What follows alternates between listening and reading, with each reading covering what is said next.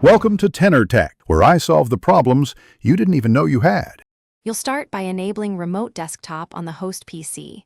Open Settings, go to System then Remote Desktop, and toggle it on. Once done, make sure Remote Desktop is allowed through the firewall for private networks so incoming connections aren't blocked. Check the displayed PC name and the exact sign-in user you'll use. You'll need those to connect. You're now ready to prepare the network and credentials for a remote session. Next, you configure network access so connections reach the host reliably. Assign a static local IP or DHCP reservation so the address won't change. Then choose how you'll reach it externally.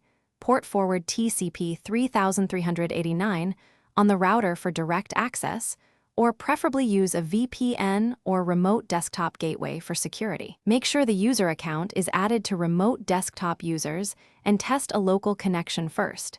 If that works from your client device, open the Microsoft Remote Desktop app and enter the host PC name and the user credentials you noted earlier. Before connecting, adjust display and local resources like clipboard and drive so file copy and copy-paste behave as you expect.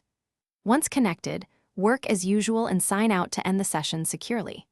If you run into issues, try restarting the host, confirming firewall/router rules, and testing with a local LAN connection as a troubleshooting tip. Thanks for watching. Subscribe to keep your life in tune.